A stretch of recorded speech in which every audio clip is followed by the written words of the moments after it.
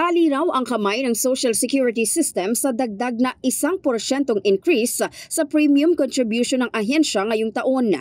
Ito ang sinabi ni SSS President and CEO Robert Joseph Declaro matapos matanong kung may posibilidad na masuspindi ang pagpapatupad ng contribution hike. Sa press briefing sa Malacanang, ipinaliwanag ni Declaro na sinusunod lang nila ang nakasaad sa Republic Act 11199 o ang Social Security Act of 2018 kung saan ito ang huling tranche ng contribution rate at monthly salary credit increase na nagsimula noon pang taong 2019.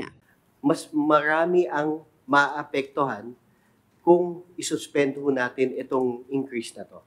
Bukod sa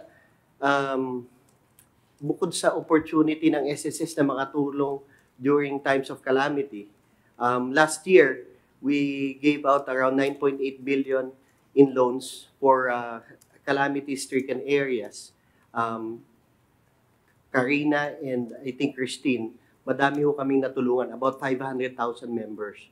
So pag i-delay ho natin itong increase na to, hindi lang ho magsasuffer ang mga membro, wala silang opportunity, but also yung capacity ho ng SSS na tumulong in times of need.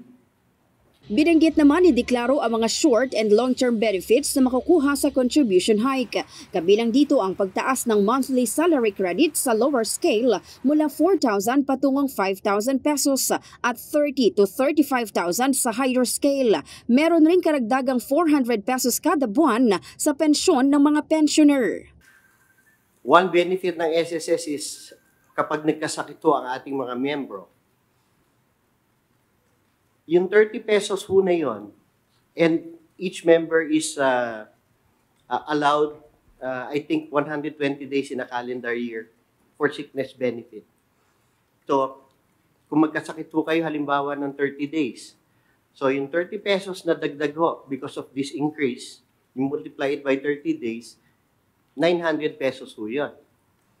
Ang puhunan ho natin doon sa dagdag na contribution is 190 pesos. So, sa short term, may benefit ho. Sa long term, similar, I would say, salary bracket, 400 pesos ho ang katumbas nitong increase na to. Sa kabila ng bad news na yan, meron naman din itong good news. Dahil pagkatapos ng contribution hike yung 2025, sisikapin daw ng SSS na hindi na madadagdagan ang 15% na contribution ng mga paying members. What I can assure the public is that the Commission, the Social Security Commission and its management team is committed to working on that 15% as the last increase, because it doesn't also make sense when you have to pay more than 15% from your salary, considering that you have to pay your income tax, which is around 25 to 30, 30%. In the heart of changing lives, ito si Brigada Maricar Sargan ng 105.1 Brigada News sa Manila, the Music News Authority.